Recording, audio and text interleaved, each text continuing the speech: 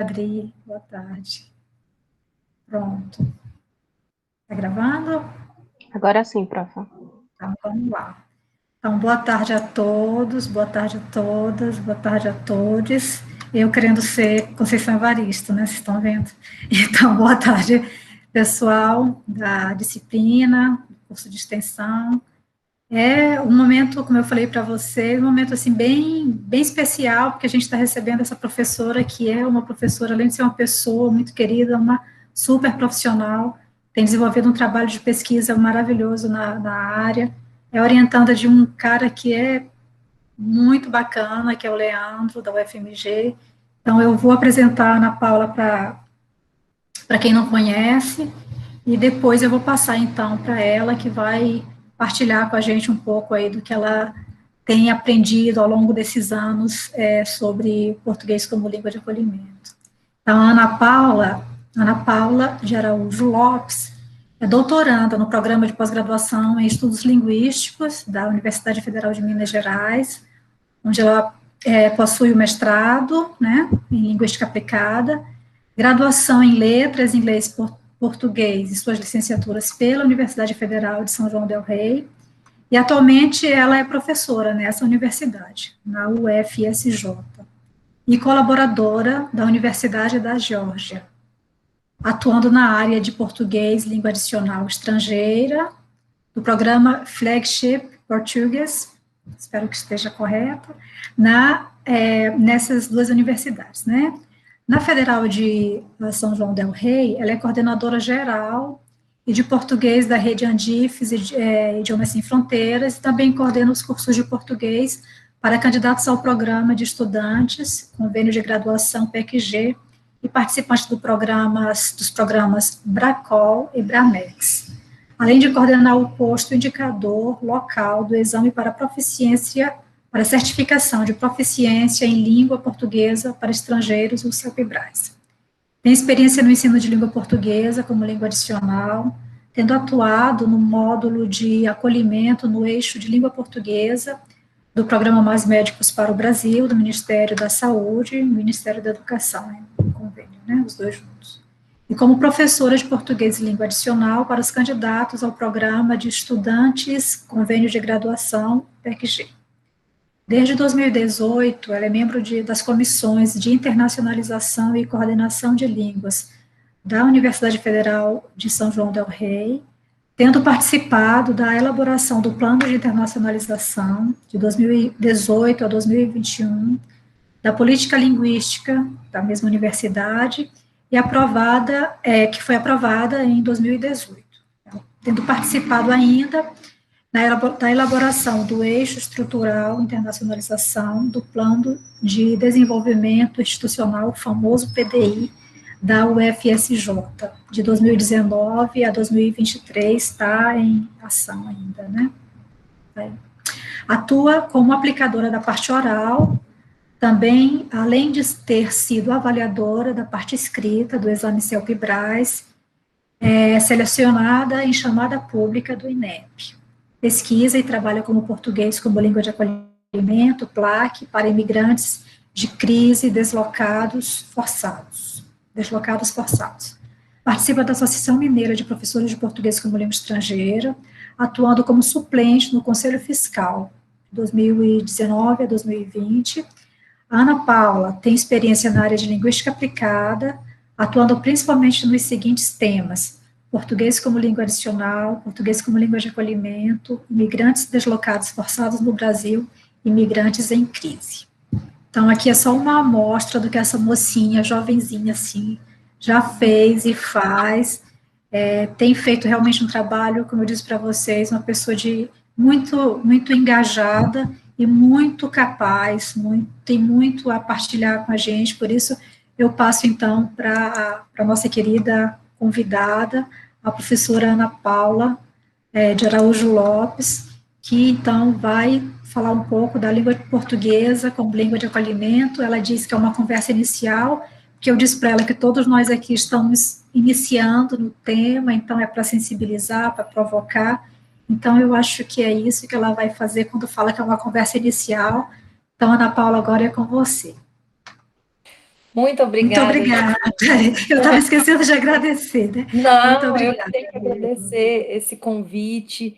É muito bom poder estar aqui conversando com vocês. Eu acho que fazer pesquisa é isso também, né? A gente colocar para circular as ideias e a gente, a cada conversa que eu tenho, outras ideias vão surgindo, a gente vai repensando algumas coisas, a gente vai talvez tendo certeza de outras. E é isso, né? O trabalho do pesquisador não para, e do professor, né? Professor pesquisador, a gente tá aí para fazer essa troca, e principalmente se tratando de português como língua de acolhimento, eu diria que é ainda mais necessário, porque ainda tem algumas questões, além de ser uma coisa nova, né? Esse termo, não a prática, né? Mas o termo, e está sendo aí institucionalizado como área de pesquisa e tudo mais, é novo, então tem algumas verdades, vamos dizer assim, algumas afirmações que estão se cristalizando, e outras que talvez a gente está deixando de pensar, então por isso que é justamente como você disse, né, uma conversa inicial, para a gente trocar ideia também. Eu passei um texto para vocês ah, terem um pouco, assim, ler um pouco sobre as primeiras discussões que foram feitas sobre placa, e para a gente conversar sobre o texto, mas principalmente para fazer algumas provocações mesmo, né? Então, eu queria compartilhar a minha tela. Deixa eu ver aqui se eu consigo compartilhar direitinho com vocês.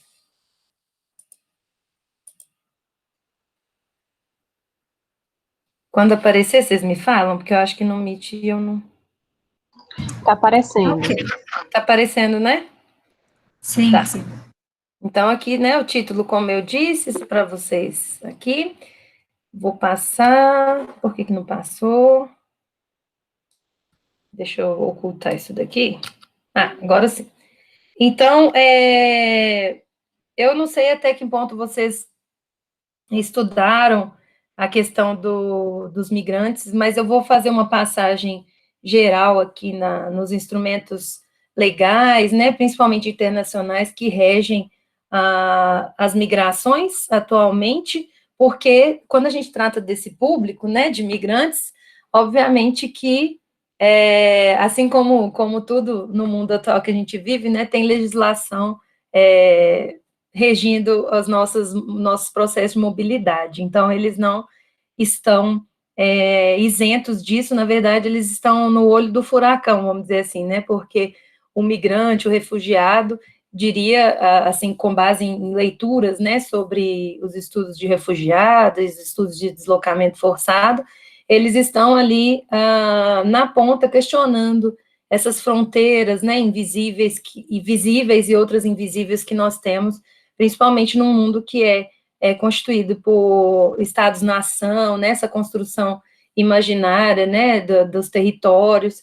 Então, eles acabam questionando isso, né, quando acontece esses deslocamentos, principalmente depois da Segunda Guerra Mundial, e isso começa a ser discutido, e hoje, mais do que nunca, né, nesses novos processos de deslocamento em massa que nós estamos experienciando no mundo, né, nunca deixamos de ter, mas agora, talvez, com mais evidência, principalmente, né, pelas redes sociais, que a gente agora tem um pouco mais de acesso e tudo mais.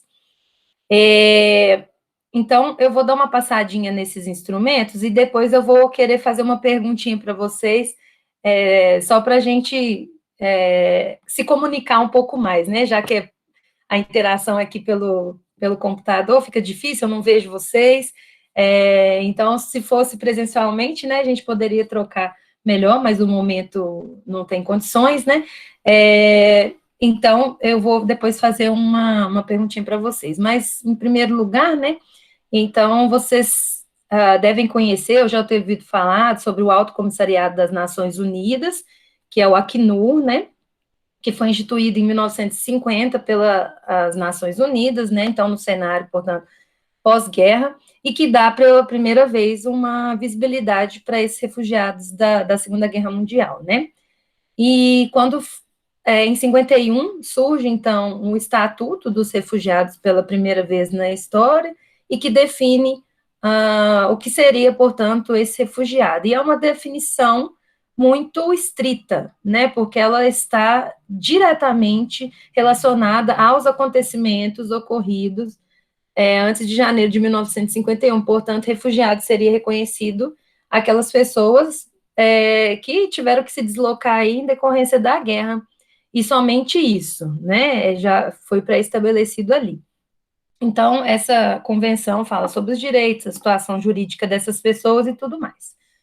Em 67, né, houve um protocolo relativo que revisitou, portanto, esse estatuto lá de 51, que eles viram a necessidade de ampliar um pouco mais o escopo dessa definição. Tem uma coisa errada aqui na frente, gente, está escrito ampliação do termo refugiado aqui no meu slide. Declaração de Cartagena de 1984, isso está fora do lugar, isso eu vou falar lá sobre os instrumentos legais no Brasil especificamente. Então, portanto, ignora essa declaração de Cartagena aqui de 84, que está no futuro aqui, né? Nós estamos falando de 67, essa declaração vem lá em 84. Pois bem, então revisitaram o Estatuto dos Estrangeiros, e aí vem uma definição um pouco mais ampla, que aí retira essa necessidade, vamos dizer assim, de o refugiado estar atrelado àquela data, né, dos acontecimentos ocorridos antes de 1951, e a definição que, inclusive, está em voga até hoje seria essa, né, da ONU, que seria, então, portanto, refugiado, uma pessoa que tem medo de ser perseguida por motivos de raça, religião, nacionalidade, grupo social ou opiniões políticas, se encontra fora do país de sua nacionalidade e que não pode, ou em virtude desse temor, não quer valer-se da proteção desse país. Ou que, se não tem nacionalidade, os apátridas, né, e se encontra fora do país no qual tinha sua residência habitual, não pode, ou, devido ao referido temor, não quer voltar a esse país. Agora sim, né, os principais instrumentos legais no Brasil, né, então o Brasil, ele acaba se destacando internacionalmente como um país signatário dos principais instrumentos internacionais para refugiados, né, a Declaração da ONU, nós somos signatários, e a Declaração de Cartagena, que aí ela tem uma influência na definição pela qual o Brasil rege a situação de refúgio. Hoje nós temos, né, a Lei 13.445, aprovada em 24 de maio, né, de 2017, não aprovada, né, implementada a partir de 24 de maio de 2017, que define, né, a situação jurídica dos migrantes no Brasil, e ela substituiu o Estatuto do Estrangeiro, que era a lei que nós tínhamos, que datava lá da ditadura militar, né, da década de 80, portanto, o migrante, que era encarado como estrangeiro, né, tinha muito esse deslocamento, quem era o outro e quem somos nós, era marcadamente muito forte, né, e tinha resquícios da ditadura militar nesse instrumento, com o estrangeiro sendo colocado aí sempre na perspectiva da ameaça à segurança nacional. Então, tinha alguns artigos sobre a expulsão dessas pessoas em caso de ameaça. Então, você percebia pelo texto que a preocupação grande era de o que esse estrangeiro viria fazer no Brasil e essa questão da segurança nacional, que diz respeito, né, ao momento histórico que estávamos vivendo. Então, inclusive por esse movimento e essa visibilidade que os refugiados começaram a ter, não só na mídia, mas também pela atuação da sociedade civil com eles aqui no Brasil, foi se movimentando desde 2015, 2016, principalmente, a necessidade de atualização dessa lei, desse estatuto, no caso, né, e a gente conseguiu, finalmente, em 2017, que ele fosse aprovada, a lei fosse aprovada, instituída, e aí ela já apresenta alguns avanços, né, como, por exemplo, já não trata mais as pessoas como estrangeiras, e sim em termos de imigrantes, né, e emigrantes. Tem, claro, algumas críticas a alguns vetos que foram feitos à nova lei de imigração, que vocês podem depois, se tiverem interesse, né, procurar trabalhos que falam justamente sobre isso, mas ela não deixa de ser revolucionária, vamos dizer assim, de alguma forma, principalmente por ter no seu escopo, que eu vou mostrar daqui a pouco, um conceito mais amplo, né, de refugiado. E nós temos, não de refugiado, mas um conceito mais amplo, assim, dessa categoria de imigrante, desculpa. E nós ainda temos a Lei de Refúgio, que é data de 97, que ainda está em vigor também, que implementa esse Estatuto dos Refugiados da ONU lá, de 51, que foi revisitado em 67, que cria o Comitê Nacional para os Refugiados, o CONARE, e ele tem fortes influências da Declaração de Cartagena, lá de 84, que eu falei que estava deslocado naquele slide. Então, o nosso Estatuto dos Refugiados, ele reconhece como refugiado o indivíduo que, devido a fundados temores de perseguição, por motivos de raça, religião, nacionalidade, grupo social ou opiniões políticas, encontra-se fora do seu país de nacionalidade, não possa ou não queira acolher-se a proteção de tal país. Aqui vocês estão vendo como reverbera, né, aquele texto da ONU. O ponto 2, não tendo nacionalidade, estando fora do país onde antes teve sua residência habitual, não possa ou não queira regressar a ele em função das circunstâncias descritas no inciso anterior. E aí, a novidade, vamos dizer assim, que nosso Estatuto de Refugiados, ele é considerado mais humanizado e até mesmo moderno, e agora junto com a nossa lei de imigração, que seria de ter incluído alguns pontos discutidos lá na Declaração de Cartagena de 84, que se materializa aqui nesse ponto terceiro, devido à grave e generalizada violação de direitos humanos, essa pessoa, né, que pode ser considerada refugiada, é obrigada a deixar o seu país de nacionalidade para buscar refúgio em outro país.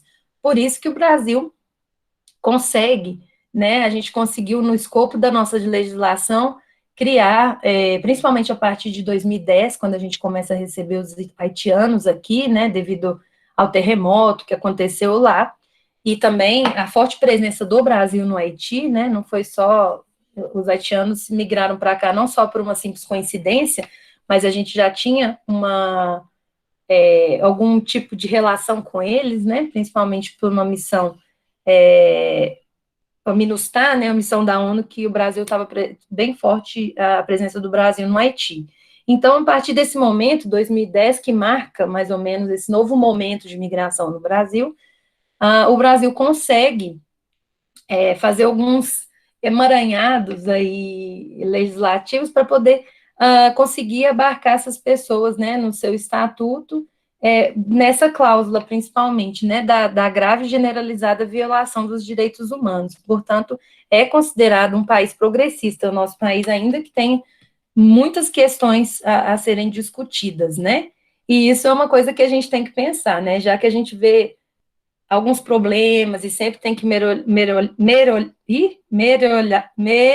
gente, agarrei aqui com a palavra, sempre tem que melhorar e evoluir, principalmente no quesito não só de abrir as portas, né, e dar o estatuto de refugiado e receber essas pessoas no território, mas dar as condições, né, e ter uma atenção para que essas pessoas possam, de fato, exercer a sua cidadania como lhes é assegurada por direito, principalmente agora com a nossa nova lei de imigração, né? Então, se a gente vê que ainda nosso país tem esses pontos para melhorar e é considerado um país progressista, então a gente tem que ver em que ponto está tendo, acho que, uma interferência.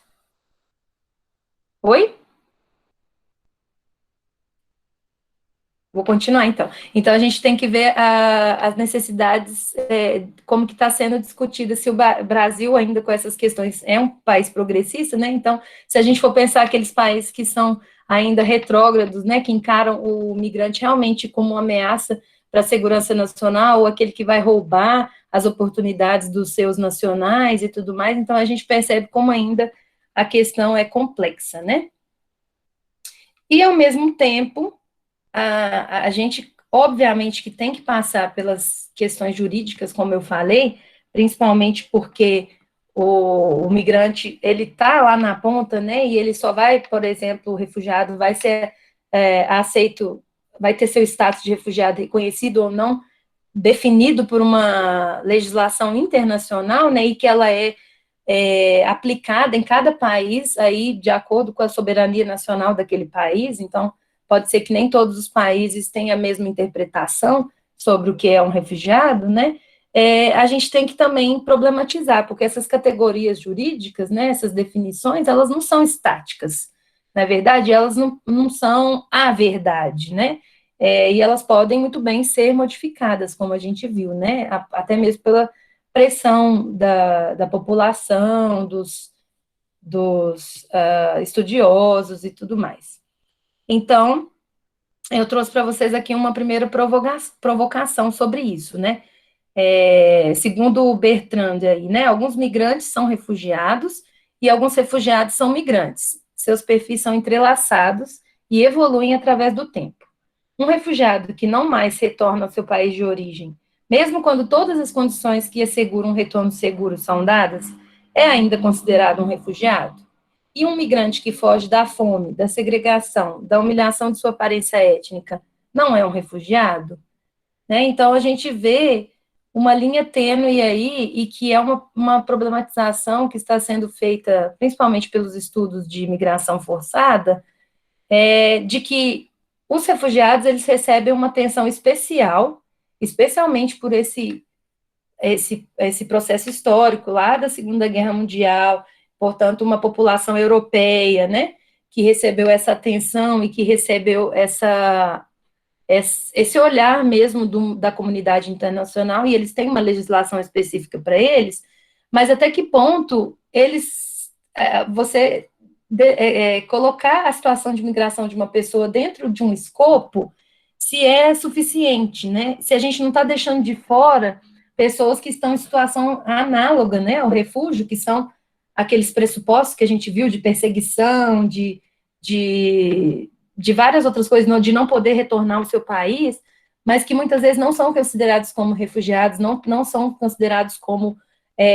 portanto, que precisam de uma segurança de um outro país, né, para sobreviver e para se manter livre, por exemplo. Então, é muito, muito tênue, né, essa linha. E quem vai decidir isso, né? Então, existe um movimento dentro aí dos estudos de imigração forçada de discutir também essas categorias jurídicas que, por muitas vezes, principalmente, e por que eu estou falando isso aqui nessa aula sobre esse tema? Nós, professores, né, quando lidamos com esse aluno, muitas vezes, se a gente vai pesquisar, se a gente vai procurar saber, sempre vem à tona as definições jurídicas. Quem é esse aluno? Muitas vezes eles são pautados pela definição jurídica e não por quem são, pelo seu histórico. Então, a gente precisa saber, enquanto professor, e a gente também precisa questionar, não é porque está lá que é aquilo e pronto, acabou, né? Então, a gente não quer, quando está essas discussões, nós não queremos que os refugiados sejam ignorados, de forma alguma. A gente quer que o mesmo tipo de proteção que os refugiados têm, essa legislação internacional, estatutos específicos, até mesmo o olhar do público, que muitas vezes é mais sensível para as questões dos refugiados, sejam também ampliados de modo a abarcar outras pessoas, outros migrantes, que muitas vezes estão em situação análoga, situações piores, vai depender do ponto de vista que você está comparando, né? Então, a ideia é ampliar, e não que a gente quer que os refugiados sejam deixados de lado, não é isso. E ainda, avançando um pouquinho mais, a professora me apresentou no começo, falou da minha dissertação, né? Na minha dissertação de mestrado, eu usei o termo migrantes deslocados forçados, que era de acordo lá com os estudos de deslocados forçados, mas também por várias discussões que eu faço na minha dissertação, inclusive, sobre a linha tênue também entre o que é considerado forçado ou não, porque ao mesmo tempo que os migrantes são forçados a deslocar, nem todos têm a possibilidade de realmente se deslocar internacionalmente, haja vista a quantidade de pessoas que estão ainda em países que a situação de violação de direitos humanos é enorme e não conseguem sair. Então, às vezes, migram internamente no seu país. Então, até que ponto também essa questão do forçado, ou se você fala que é forçado, você está dizendo que existe uma outra população que não é forçada a migrar, né? Mas até que ponto não existe uma força, né? Também naqueles que não conseguem migrar, não é só a falta do querer migrar, né? Então, muitas vezes é mesmo a falta de condições para fazer a migração. Então, diante dessa discussão, hoje, também em consonância com alguns colegas que estudam na área, né, com base em leituras, assim, a gente tem preferido falar de migrantes de crise, ao invés de colocar a questão do deslocamento forçado, que pressupõe o não forçado, e vice-versa, porque ao falar de migrantes de crise, né, isso é uma definição, vamos dizer assim, né, colocado por um autor francês, né, Clochard, que é revisitado por Baininger e Pérez também, em 2017, que aponta que falar do caráter de crise, né, indica a presença da crise nos países de origem dessas pessoas, dos migrantes, e também aponta para a existência de uma crise no país de destino, frequentemente despreparado para receber os fluxos migratórios, evidenciando, assim, o caráter bilateral dessa crise. Então, eu acho interessante falar, quando a gente vai tratar dessas pessoas, tratar de migrantes de crise, porque aponta para esse caráter bilateral. Não só a gente fica apontando o problema como do migrante, né? Ele fugiu porque no país dele isso, porque ele aquilo, mas também coloca um pouco de responsabilidade e traz luz para a sociedade que está recebendo essas pessoas, né? Aqui, no caso, nós estamos falando do panorama do Brasil, então, do Brasil enquanto um país acolhedor, que evidencia, né, essa crise para nós, que já está aqui, mas que o migrante de crise talvez aflorece essas questões, né, questões de racismo, questões de capacitismo, machismo e tantas outras questões que evidenciam muito, né, a xenofobia seria talvez a principal, né, que está ultrapassada por tantas essas outras questões que o migrante de crise acaba evidenciando, né, que não é o mesmo de outros migrantes, né, que não são demandantes de políticas públicas, né, os migrantes, até mesmo turistas, ou migrantes que vêm para trabalhar no país, né, que tem já a proteção de uma empresa, ou de alguma outra coisa para vir trabalhar e viver sua vida aqui, que não tem esses pressupostos e que, portanto, o brasileiro recebe muito bem, né, principalmente dependendo da etnia desse migrante, e daí quando a gente se dá de frente com esses migrantes de crise, todas essas nossas crises internas aqui, elas aflorescem, né, e aí demonstra que as coisas não são bem assim, né, então por isso que é interessante, vocês vão perceber que nos textos mais atuais, de um grupo que trabalha muito em favor de um português como língua de acolhimento crítica, a gente vem usando os termos migrantes de crise, que seria mais adequado. Gente, tudo bem até aqui? Não sei se vocês estão me ouvindo. Tudo bem? Tudo bem, professora. Estamos ouvindo. Beleza, então. Eu queria, então, agora, dar uma paradinha, vou compartilhar uma outra tela com vocês. Deixa eu voltar aqui no Meet. Vou pedir uma ajudinha de vocês, agora, diante de tudo que eu falei por enquanto, que foi uma introdução um pouquinho maior do que eu esperava, mas para a gente começar entrando no tema mesmo, eu queria pedir um favor para vocês, que vocês fossem... Vocês conseguem ver essa tela verdinha aqui?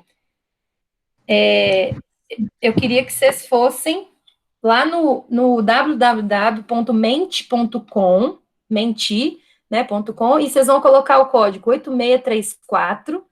8634-0616, vão entrar, e aí eu quero que vocês escrevam no espaço que aparecer lá para vocês. Vamos discutir primeiro o português como língua adicional, né, o português como língua estrangeira, que vocês vêm estudando aí ao longo na disciplina que vocês estão fazendo. o português de maneira geral. Qual o tipo de público comum, ou as necessidades de aprendizagem, ou condições de aprendizagem que vocês veem para esse público? Pode escrever aí nessa caixinha de espaço que tem para vocês escrever quando vocês entrarem aí no Mente e colocarem o código, vai ter um lugar para vocês escreverem, pode escrever uma palavra só ou uma frase, pensando nessas três coisas. Como que vocês veem, pensando, então, o ensino de língua materna, né, ensinar português para brasileiro e ensinar português para estrangeiro. O que que muda, então, talvez?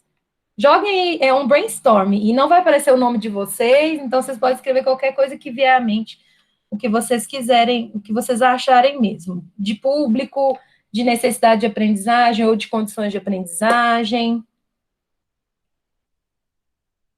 Vamos lá, quando vocês colocarem lá, vai aparecer aqui para todo mundo.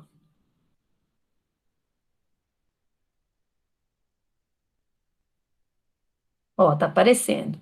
Ó, os objetivos, troca de cultura, seria uma coisa, algo específico desse acolhimento, seria algo específico desse contexto de ensino. O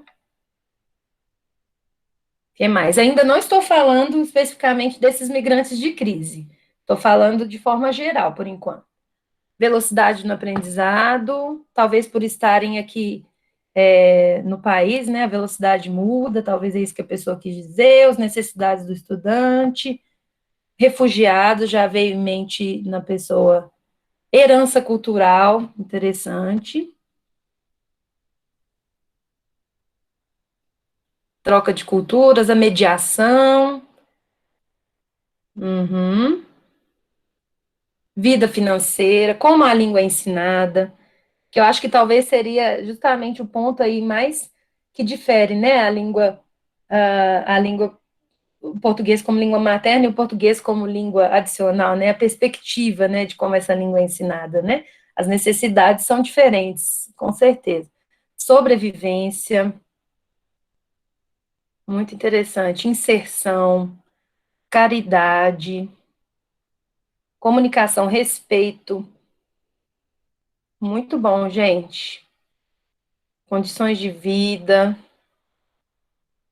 ótimo. Acesso a direitos básicos, o contexto social, a autoimagem, muito legal que vocês estão colocando. O ensino diferenciado para levar as pessoas a buscar novas oportunidades, tudo certo. Agora eu vou trocar o slide.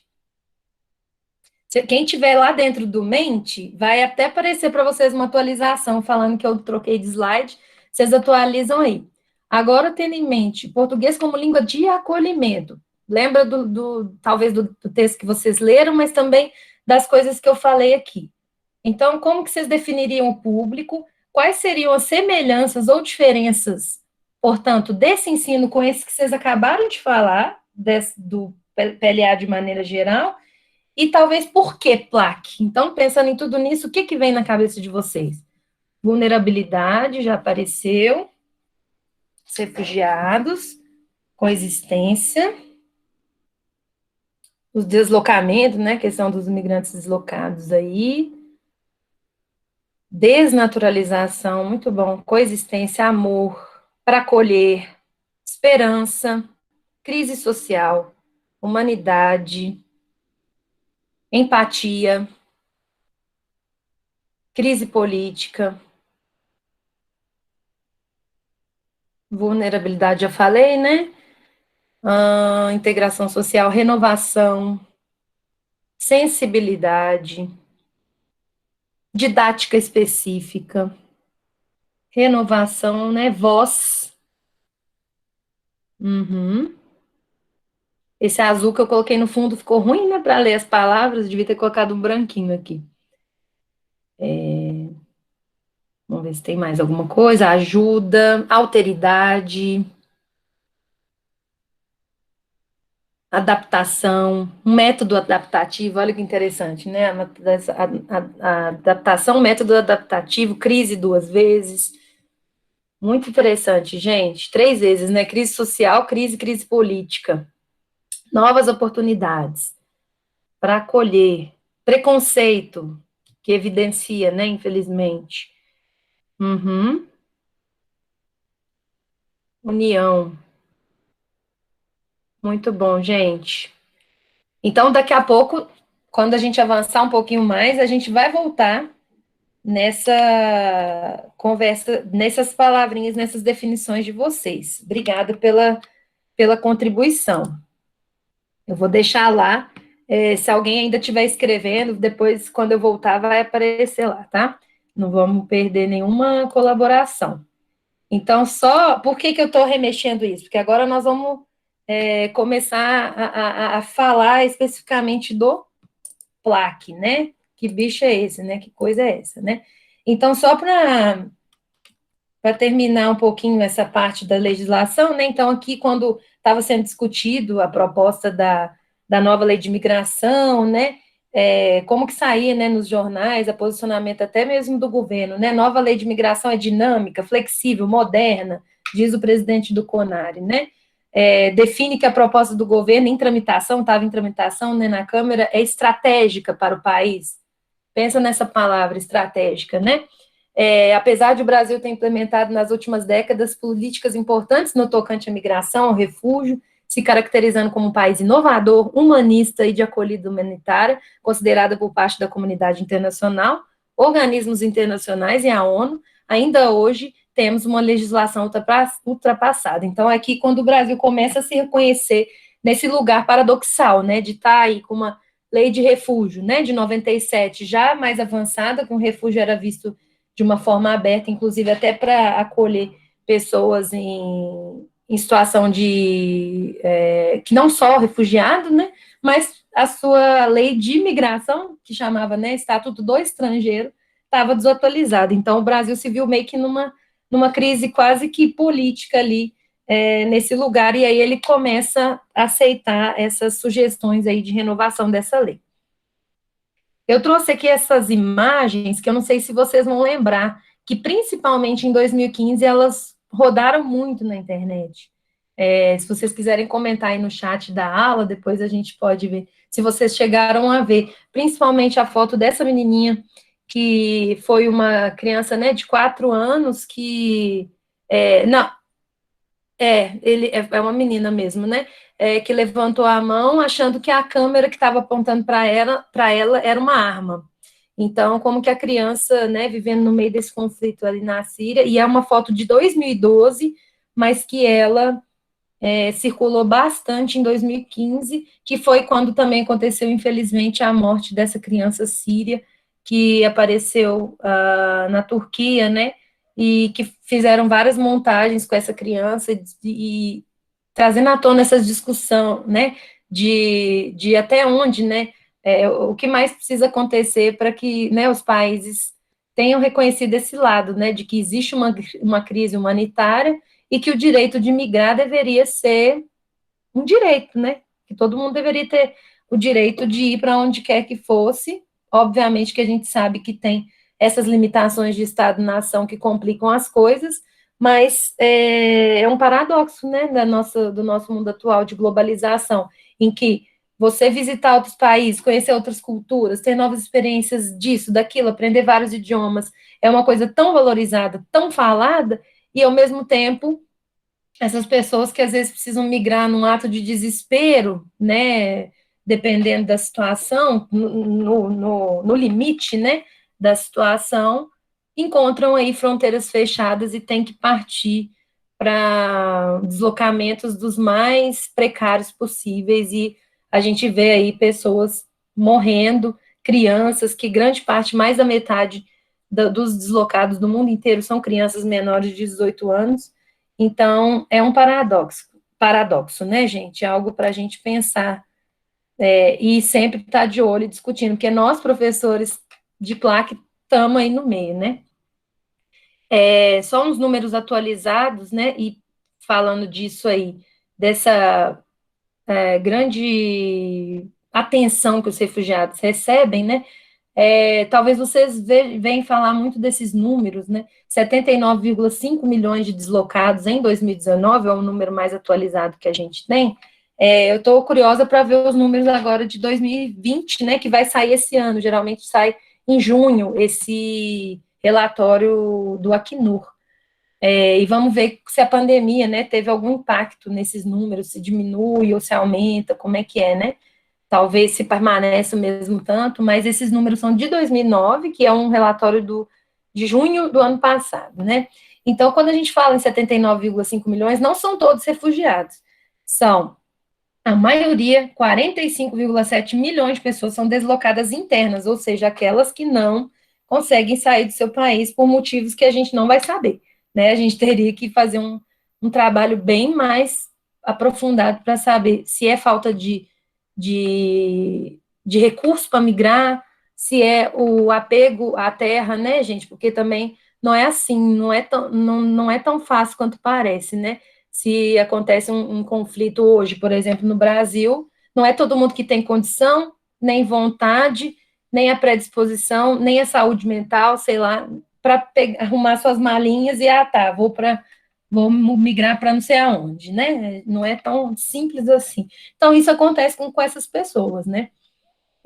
Ainda que seja em situações mais extremas, como as situações, né, da Síria, de conflito armado e tudo mais.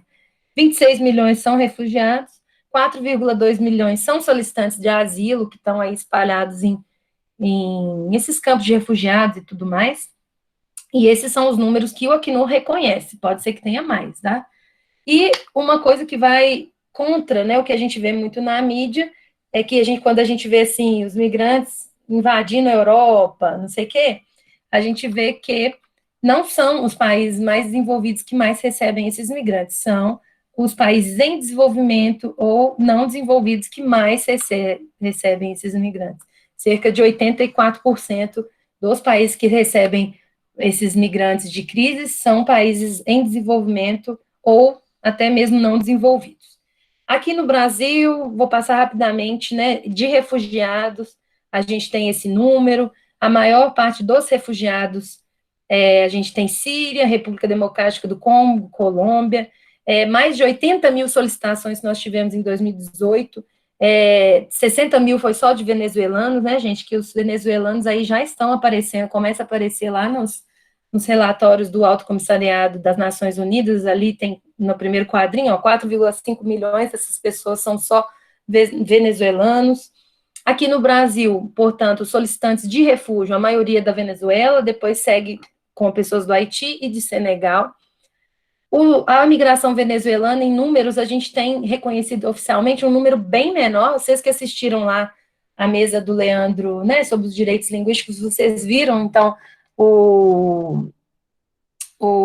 a pessoa representante do Itamaraty falando desses números, né, mas aí tem algumas pesquisas apontando aí cerca de 30 mil habitantes em 2018 de venezuelanos aqui no Brasil, que nós temos aí a presença de refugiados ou de imigrantes em 3.876 dos 5.568 municípios do Brasil, então você vê que eles estão espalhados no Brasil, principalmente pensando na questão dos venezuelanos, muito em resultado da Operação Acolhida, né, talvez, e entre 2010, que foi lá esse período que marca, né, que a gente começa esse novo período de migração aqui, até 2018, estima-se que mais de 466 mil migrantes tenham vindo para o Brasil. Então, é bastante gente, né? Então, aí que a gente entra aí no quadrinho de vocês, eu acho que eu já tô quase uma hora falando, mas eu acho que só mais uns 15 minutinhos a gente consegue falar. A questão da língua portuguesa. Fica à vontade, viu, Ana Paula? Acho que o pessoal está gostando muito. Tá. Está sendo bacana, viu? Fica tranquila. Tá bom.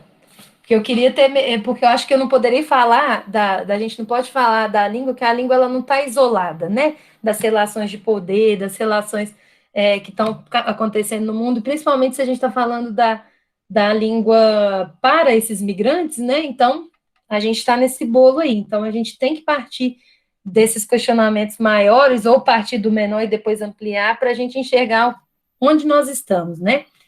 Então, portanto, a questão da língua portuguesa, né? O português, a língua oficial do nosso país e majoritária, tem lá o Leandro, né? O Diniz aqui é o professor Leandro Diniz, meu orientador da UFMG, que ele tem o trabalho de mestrado dele, de doutorado, foi sobre o momento da língua portuguesa como uma língua transnacional, né? Como que o português, quando ele se coloca como essa língua internacional, transnacional, na verdade, que é o que ele vem falar desse momento da língua portuguesa, como que não é uma coisa somente porque a gente quer divulgar a nossa língua. Isso está dentro de um mercado de línguas, tanto que a dissertação dele chama Mercado de Línguas, ele tem um livro, até editado da dissertação dele, atualizado, que seria interessante, quem gosta desse assunto das políticas linguísticas, é um material ótimo, assim, um ponto de partida, muito, não é nem um ponto de partida, né, aprofundado, mas é de fácil leitura. Acho que o Leandro escreve muito bem, e que a gente consegue entender. Então, como que isso de colocar a língua não é algo isolado das políticas, inclusive internacionais do país, né? Tanto da política interna do país, de selecionar uma língua oficial, né? Vocês talvez estudar a história dos momentos da língua portuguesa no Brasil, né? Quando ela é considerada língua oficial, junto com, depois tem a Libras, né? Que é considerada também. Outras línguas em outros estados que têm o status de língua oficial também, mas como a gente não tem acesso a essa informação, né, como que a gente tem esse imaginário da língua do Brasil, é a língua portuguesa, então tudo isso é construído, mas, bom, o nosso ponto aqui não é esse, né, então a língua portuguesa, ela é a língua oficial, a língua do Estado, né, a língua que nós usamos para comunicar com o Estado, e ela é também majoritária, vindo também de processos históricos aí, que nós matamos as línguas de imigrantes que nós tínhamos aqui, as línguas indígenas, então acaba que o português é a língua mais forte, também é a língua mais presente, se você for pensar em termos de território, né? Então, como eu já falei, a língua, quando esse imigrante chega aí, é a língua que vai intermediar essa relação do migrante com o Estado. Por isso que a gente fala da questão da língua portuguesa quando a gente fala do migrante. Então, até aí faz sentido, né? Então, a gente tem esse termo, né, português como língua de acolhimento, mas vocês vão encontrar, se vocês forem estudar, que nem todos pesquisadores, né, usam, não é um termo, assim, ainda totalmente universal, né, utilizado, então você acha aí pessoas falando português para migrantes, refugiados, PLA para imigrantes, PL2 mesmo, ou PLE mesmo, língua adicional em contexto de migração e refúgio. Então, vai depender, porque ainda o português como língua de acolhimento, esse termo ainda está sendo institucionalizado, reconhecido, e ainda tem muitas questões que estão sendo trazidas sobre se é um termo bom, se não é um termo bom, e todas essas questões, se precisa ter esse termo ou não, e essas questões são todas válidas, né? Daí eu defendo, mas também problematizo o uso disso, né? Então, o português como língua de acolhimento parte, então, de uma necessidade de um termo específico, porque, vamos pegar aqui esse texto de Arantes e Charlie, né, que tem outros autores junto com Arantes falando, em muitos casos, aprender uma língua que não se deseja falar, pela qual nunca houve interesse, ou também o inverso, envolve sentimentos sobre as relações de sentido que se estabelecem entre os sujeitos que enunciam e os objetos enunciados na língua-alvo, que culminam em processos importantes a se considerar em ambientes de ensino-aprendizagem da língua e no estabelecimento de políticas públicas.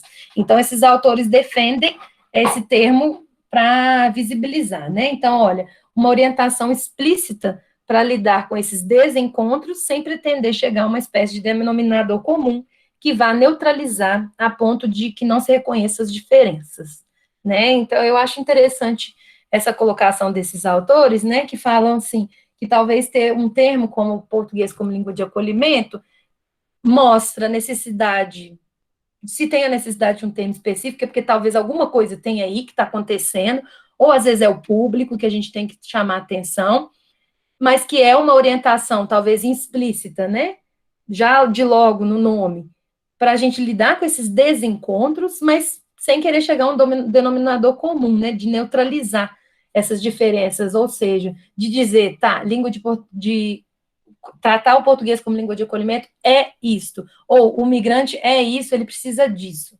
Então, a gente tem que questionar, às vezes, essas colocações.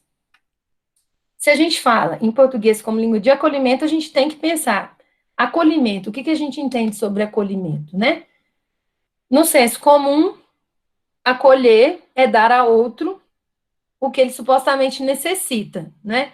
Eu já tive momentos de ver apresentações de outros colegas sobre o termo, colegas que estão fazendo trabalhos fantásticos, principalmente de mais mão na massa, assim, do que trabalho teórico, né? Atendendo, então, vamos dizer assim, na linha de frente, para usar uma conotação que a gente está usando muito, na acolhida dessas pessoas, e que aí, obviamente, se sensibilizam com a causa, assim como vocês falaram que pela leitura do texto que eu pedi para vocês lerem, né? A primeira coisa que você vê nesse texto é essa sensibilidade do olhar do outro, de estar numa situação de vulnerabilidade, vamos dizer assim, naquele momento, e você se sensibiliza mesmo, né? E sim, é importante que haja essa sensibilidade, mas a gente tem que tomar cuidado se a gente já vai com esse olhar tão sensível, querendo tanto ajudar, que a gente acaba colocando aquela pessoa naquele lugar, né? E a gente acaba se cegando e não vê outras possibilidades para essas pessoas. Então, no senso comum, acolher tem sido encarado como dar a esse outro o que ele supostamente necessita, sendo essa necessidade sempre definida a partir do agente acolhedor, portanto, no âmbito do Brasil, nós. Essa pré-determinação que hierarquiza as relações posiciona o migrante como inferior, diminuindo ou até mesmo interditando a possibilidade de relações efetivamente interculturais e, portanto, mais igualitárias. Então, esse é o primeiro ponto que nós temos que nos perguntar, nos questionar. Tá, eu tenho uma super boa vontade, tudo que a gente está querendo fazer, a gente está querendo atuar nessa área, a gente está com um olhar sensível para essas pessoas, tudo isso é necessário. Mas até que ponto a gente está parando para ouvir, ou a gente só está querendo, talvez, salvar essas pessoas, sem nem ver se elas precisam necessariamente desse salvamento, ou que tipo de ajuda que elas estão querendo, né? Então, parte muito do nosso olhar e não do outro, né? Então, o acolhimento, o português como língua de acolhimento que a gente defende é esse que afasta de um sentido de caridade, né? E que entende, que não entende, na verdade, o migrante como esse ser em constante falta e perda, e que, portanto, é um olhar um pouco perigoso, porque ele acaba autorizando o trabalho voluntário. E isso é um ponto que eu gostaria de esclarecer, eu não sei se vocês vão concordar ou não, vocês podem até falar aí no chat, porque se você encara o tratamento do migrante como essa coisa de salvar, essa coisa quase que missionária, de ajudar esse outro que precisa. Não estou dizendo que não precisa, eu só estou chamando a atenção para essa universalização que a gente faz com todo e qualquer migrante, por esse olhar sensível que vem sendo construído, principalmente sobre o que é refugiado, que a gente já lembra logo do estatuto jurídico, perseguido, não pode voltar ao seu país, não sei o que, não sei o que. Então, tudo isso é construído, né, discursivamente. Então, quando a gente olha para um refugiado ou para um migrante, tudo isso reverbera, e a gente não se questiona a nossa posição de acolhedor, né, e nem o que nós estamos fazendo com essas pessoas, que às vezes a gente não faz com outros grupos, né, é essa a questão.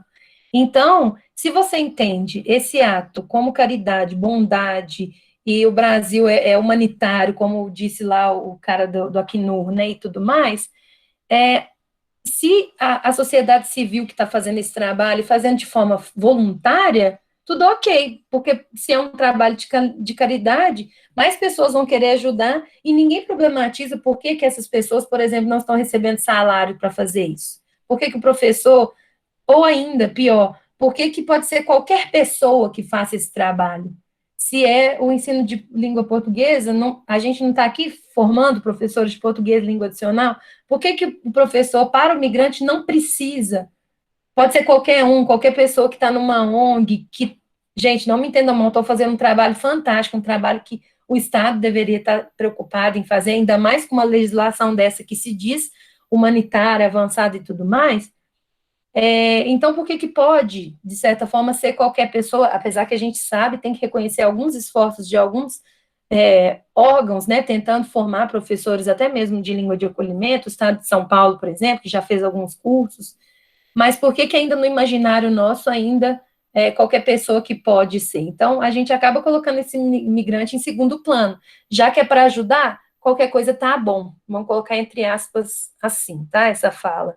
Então, isso é muito perigoso, que autoriza esse trabalho voluntário, e se é um trabalho voluntário, não tem um comprometimento tão grande, até mesmo quando eu trabalhei lá eu não sei se todo mundo ouviu, se todo mundo estava aqui, eu trabalhei numa ONG que faz um trabalho maravilhoso lá em Belo Horizonte, que se chamava, à época, Centro Zami, que é o serviço jesuíta para migrantes e refugiados. Hoje eles só seguem com essa sigla, Serviço Jesuíta Migrantes e Refugiados, e lá a gente tinha esse rodízio de professores. Até mesmo eu entrei em 2015, em 2016, que eu tive que voltar para São João del Rei, eu fiquei fazendo rodízio com uma colega, ela dava aula num sábado, eu dava aula no outro, porque a gente não queria se descomprometer com o compromisso que a gente tinha, que eu, no caso, tinha assumido, e aí eu chamei essa colega para me ajudar, para eu poder estar aqui, mas não deixar eles na mão nesse ano que eu tinha me comprometido, de 2016, mas nem todo mundo tem esse colega que consegue fazer isso, ou nem todo mundo tem. Por exemplo, eu tinha um carro para poder me deslocar até BH nos finais de semana que eu precisava, nem todo mundo faz isso. Então, se não é um trabalho, se eu não recebo, se não é uma coisa oficial, eu fazia por interesse da pesquisa, e até mesmo no primeiro momento me chamou atenção esse lado da ajuda humanitária, não vou negar, que foi o que me motivou até a ir para isso e olhar para esse campo. Então, não necessariamente esse olhar sensível é uma coisa ruim, não quero que vocês se sintam mal se vocês se sentiram esse olhar sensível lendo esses textos e discutindo esse assunto, mas a gente não pode parar aí, né? A gente tem que ver que eles precisam de mais, né?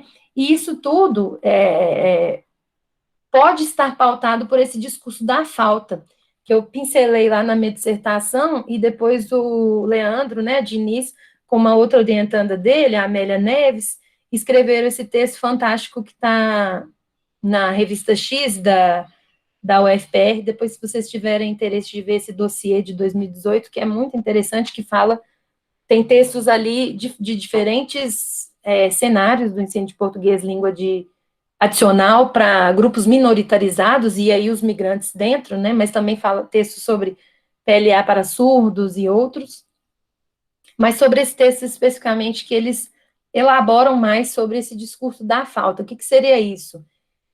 Que é esse olhar do migrante como ele fosse um coitadinho, né? Então, olha, trata-se de um discurso essencialista e totalizador, que, a partir de uma posição etnocêntrica, significa certos sujeitos por aquilo que supostamente não são, não fazem, não sabem, não conhecem. Então, a gente sempre fala, eles não falam português, eles têm que fazer isso, eles têm que... Tarará. E quando a gente está reforçando que eles têm isso, nós estamos supondo que eles não têm, então apagando, portanto, outras experiências que esses migrantes têm, né? Apagando, consequentemente, suas vivências, suas agências, seus saberes, seus conhecimentos, que, cabe ressaltar, não integram os repertórios daqueles que os enxergam como um conjunto de lacunas a serem preenchidos. Como efeito desse discurso, naturaliza-se a ideia de que tais sujeitos não estão prontos para ocuparem os lugares que estão ocupando ou desejam ocupar.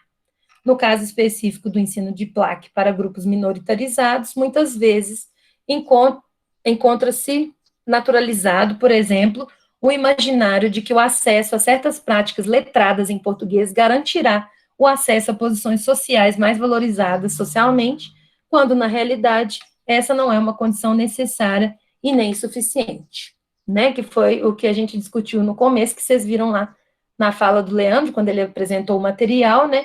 Que o material os materiais de PLAC e a prática de PLAC e o PLAC em si está aí para, sim, trazer esse olhar para essas pessoas e as necessidades dessas pessoas, mas que nós não podemos, nessa nossa posição de acolhedores, nós não podemos continuar mantendo esse olhar, que talvez é um primeiro olhar que nós temos quando a gente entra a primeira vez em contato com essas pessoas, e que é construído também socialmente. Nós não podemos manter nem reforçar esse olhar, né, de que essas pessoas precisam da língua para isso, para aquilo.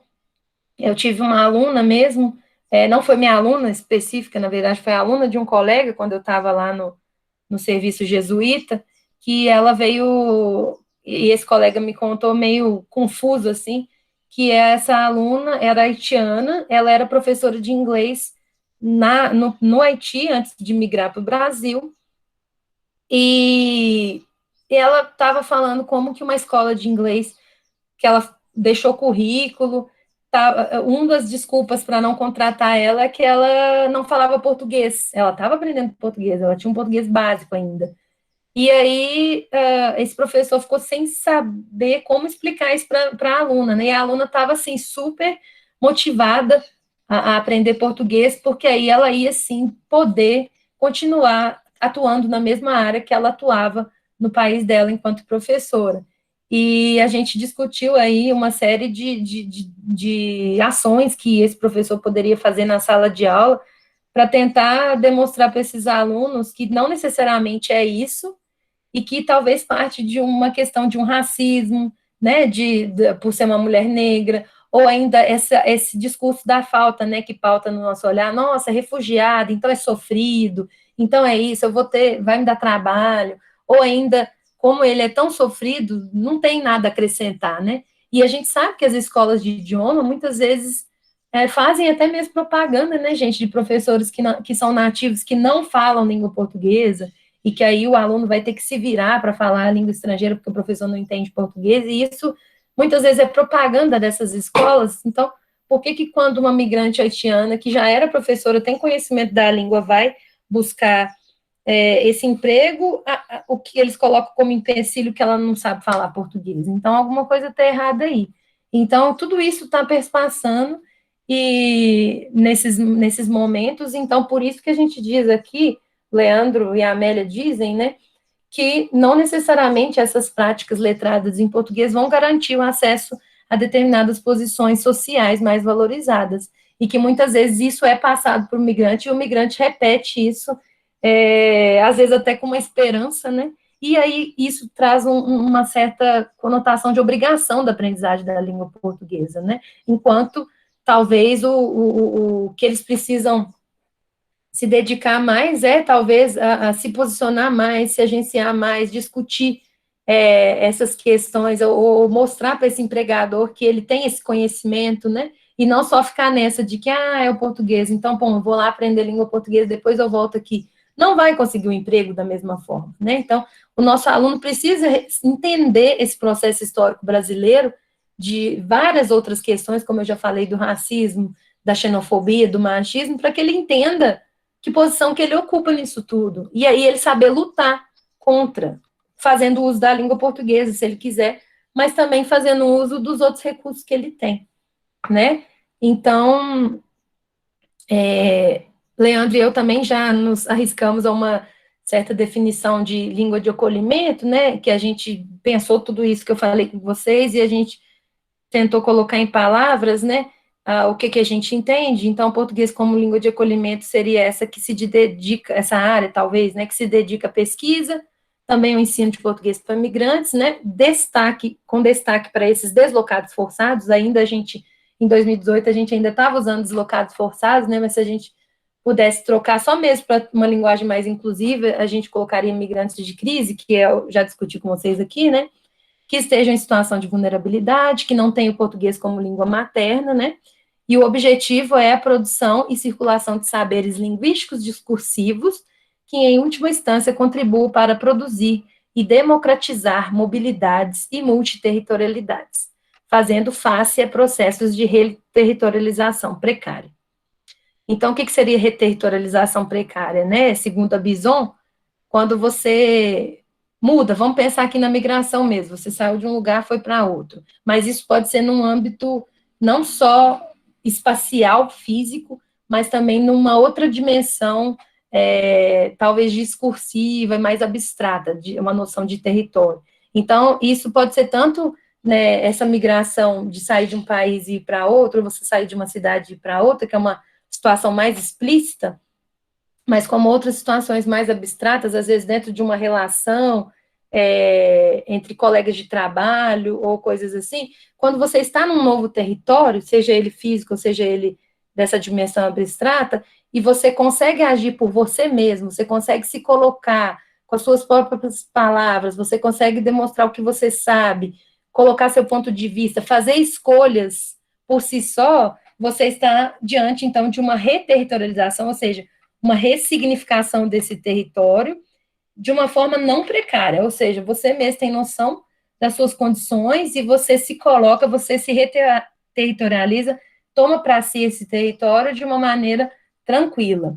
Agora, se você é colocado nessa posição e você não tem muita escolha e você não sabe se colocar, ou você não é permitido que se coloque, você está diante de um processo de reterritorialização precária, né? Que você está ali, às vezes, ocupando um espaço físico, mas você não está, de fato, sendo ouvido, tendo suas questões consideradas, e nem o que você sabe, o que você conhece, o que você pode fazer está sendo considerado, por você não conseguir, ou pelas pessoas mesmas te ignorarem. Então, se você está nessa situação, e aí vocês podem aplicar várias situações na vida, mas pensando no migrante, né, que estaria diante desse processo, inclusive físico, né, de estar num outro país, se ele não consegue fazer essas coisas, ele está diante de uma apropriação territorial simbólica precária, que não necessariamente ele escolheu, mas que ele está sendo posicionado ali. Então, a gente acredita que usar o português como língua de acolhimento teria que ser uma maneira da gente produzir, né, e fazer circular saberes linguísticos discursivos que vão contribuir para democratizar, então, essas mobilidades e que vão contra, né, esses processos de reterritorialização precária. Portanto, que o migrante consiga se colocar, como eu disse, por meio da língua portuguesa também, né, porque em alguns momentos, lógico que a gente tem que saber que o ensino da língua portuguesa não é a única solução dos problemas do migrante, nem a mais adequada, talvez, mas que ele pode fazer uso, né, nas instâncias do Estado para entender uma legislação, né, se ela não tem uma tradução, por exemplo, ele tem que também conseguir fazer isso de forma autônoma. E se ele quiser, se ele compreender que ele precisa da língua portuguesa, porque ele quer e não porque ele é posicionado ali, é direito dele, é um direito linguístico desse imigrante também, né? Então, quando a gente está falando aí de português como língua de acolhimento, a primeira coisa que a gente tem que pensar é na mudança de perspectiva. A mudança de perspectiva sobre o que é uma língua, o que é ensinar a língua, não necessariamente que a prática em sala de aula vai mudar alguma coisa, porque a gente sabe que a gente tem que fazer isso em qualquer sala de aula de língua adicional que a gente esteja trabalhando, né? Ou até mesmo se a gente é professor de inglês com alunos brasileiros também, por que não deslocar algumas verdades, né? Ou também desmistificar algumas coisas, né? De que por que o brasileiro sente tanta necessidade, às vezes, de aprender o inglês? Se a gente está na América Latina, né, cercado de pessoas que falam espanhol, por que ainda a necessidade maior é em inglês? Então, qualquer sala de aula de língua, qualquer contato, relações linguísticas, esses pressupostos que às vezes são colocados como específicos da língua de acolhimento, eles têm que estar em jogo, né? Mas se a gente está falando aí dos migrantes, talvez isso é mais escancarado, essas relações, né? E aí coloca as coisas em perspectiva. Então, quando a gente traz língua de acolhimento, a primeira coisa é a mudança de perspectiva, porque talvez ali no âmbito de sala de aula, você vai continuar fazendo a mesma coisa que você faz com outros alunos que não sejam migrantes de crise, mas a sua perspectiva sobre o que acontece com aquela pessoa, ou as necessidades que aquela pessoa precisa, ou o uso que ela vai fazer da língua, pode ser diferente de outros alunos, assim como qualquer turma que você tem públicos diferentes, você vai considerar isso, não é verdade? Então, para eles, tem essa legislação, todas essas discussões estão em voga, né? Como eu disse antes, com base em Oliveira e Silva, a aprendizagem da língua portuguesa não deve ser a única política linguística possível para esses migrantes, né? A gente tem que pensar nas instâncias do Estado aí que podem cada vez mais ser multilingües, ter atendimento multilingüe, até porque nem todo brasileiro fala português, não é verdade? Então, quando a gente pensa nisso, a gente está tentando talvez trazer à tona uma discussão histórica também, né, de que a língua do Brasil não é porque a língua nossa oficial majoritária é o português, que outros brasileiros não necessitem de políticas linguísticas específicas, os surdos, que a gente já falou também aqui, os indígenas, né, e tantas outras pessoas que a gente pode colocar aqui, os descendentes de imigrantes e tudo mais. A gente quer também afastar de uma prática que, ainda que não intencionalmente, frequentemente se pauta pelo discurso da obrigatoriedade, ocultada pela evidência da necessidade que o migrante deslocado forçado, né, o migrante de crise, teria de aprender a língua portuguesa. Então, tomar muito cuidado quando a gente pensa e discute sobre isso, essa necessidade que esse migrante tem, se a gente não está, de certa forma, reforçando essa obrigatoriedade que eles sentem da língua portuguesa.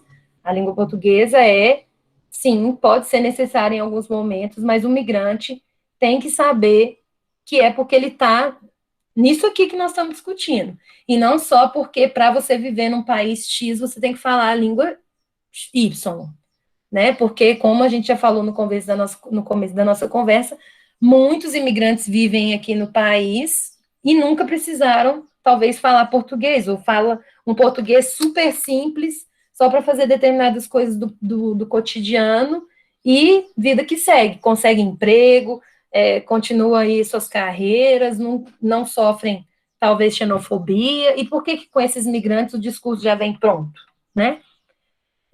Então, entender também o acolhimento como parte de uma política ampla, voltada para os migrantes de crise. Então, é uma concepção atrelada a políticas e direitos, e não uma questão de obrigatoriedade. Alguns desafios, né, que a gente encontra aí, né?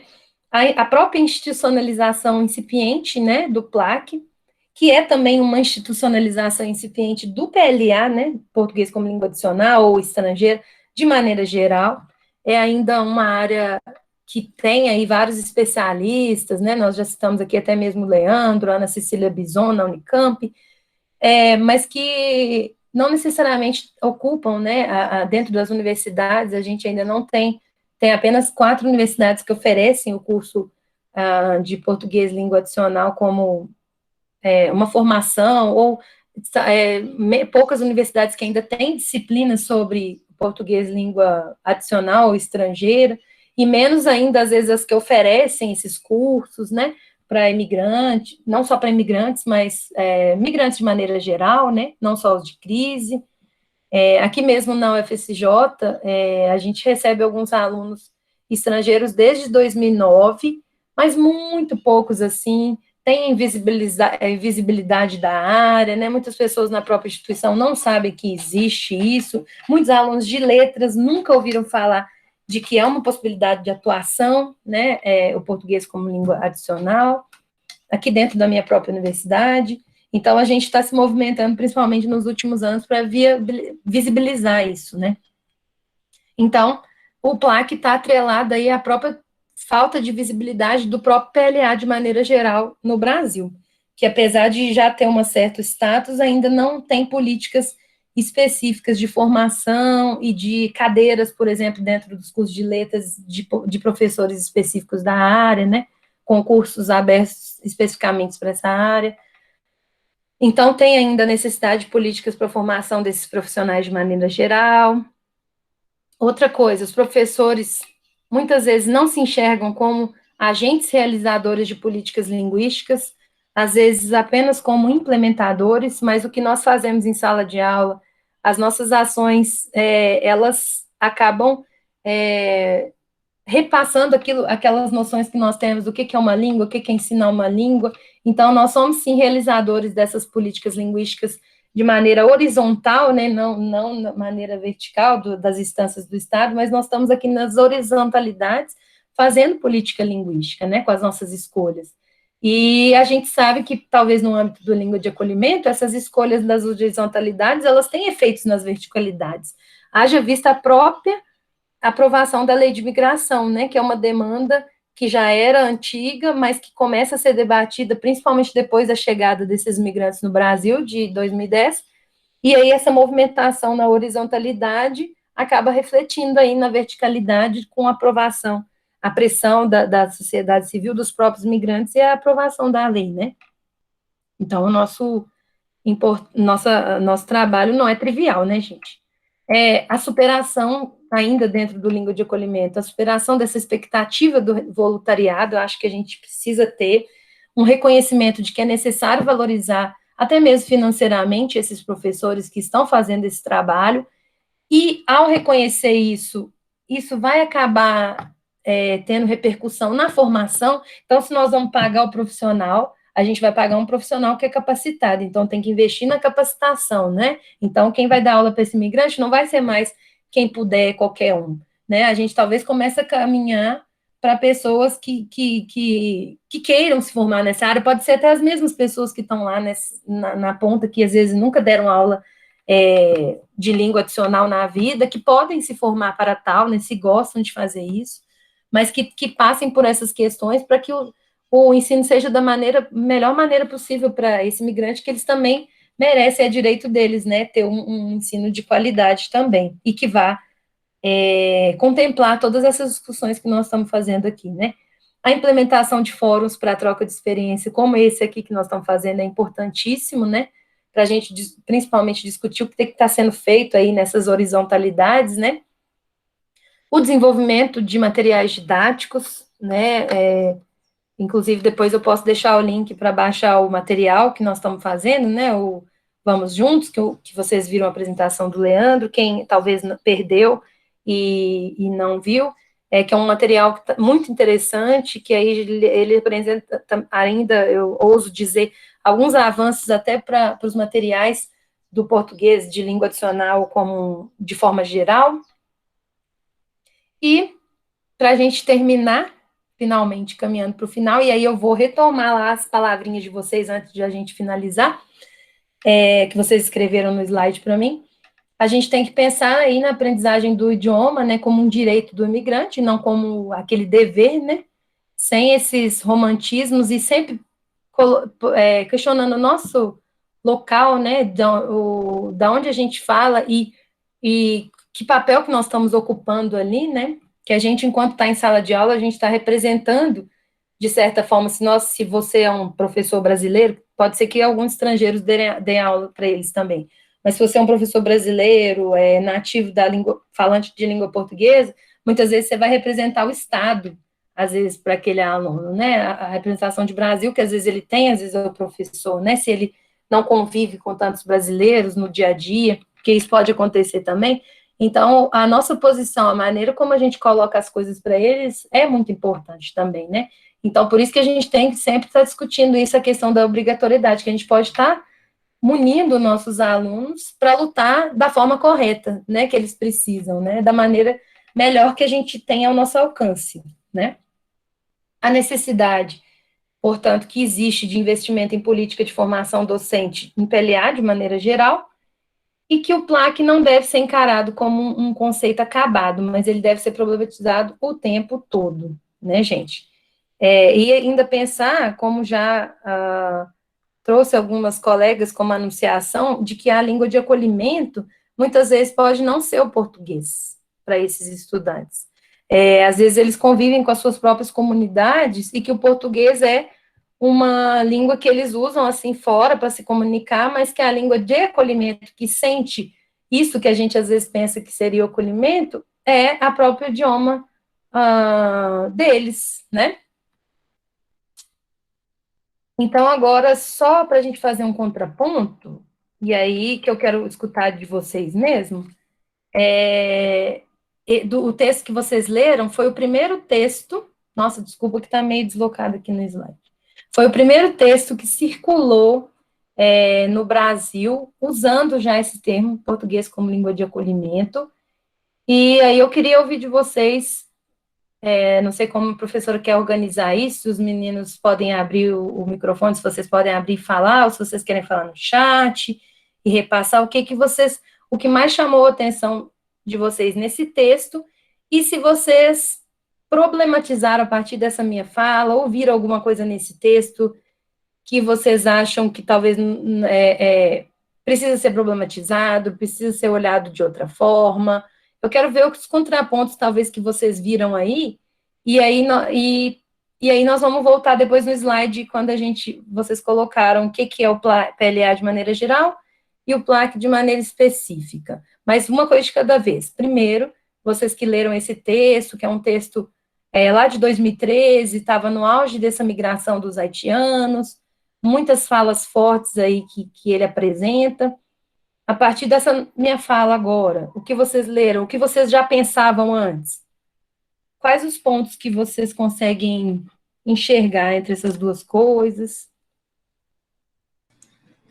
Então, Ana Paula, o pessoal fala no microfone quando acha que sim e também escreve. Então, pessoal, ela abriu agora para ouvir vocês. Quem quiser falar, eu sei que alguns já têm algumas inquietações, que já me falaram, e tem também no chat aqui. O pessoal pode ir colocando, tá certo?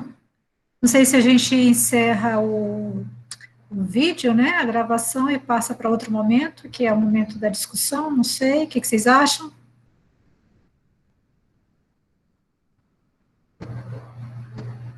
Bom, então a gente encerra, tá, melhor. Então a gente encerra agradecendo a fala da professora Ana Paula de Araújo Lopes, que você falou que era uma conversa inicial, queria fazer provocações, e é isso que eu disse para eles, a gente, no primeiro dia da disciplina, ai gente, estou falando sem a câmera, desculpa, que a ideia da disciplina é abrir a cortina, né, e eu acho que você fez muito bem isso para uma das siglas que a gente pensa, que é o PLAC, né, eu propus para eles PLAC e outras siglas, PLAC, PLH, etc. Então, você trouxe, já falaram aqui, aula maravilhosa, falaram, tem muitos elogios aqui no chat, e agora o pessoal pode ir falando as perguntas, e Manuela vai encerrar a gravação para que todo mundo fique tranquilo e tal, e possa participar mais tranquilamente, tá certo, pessoal? Vamos lá. Quem quiser ligar a câmera também,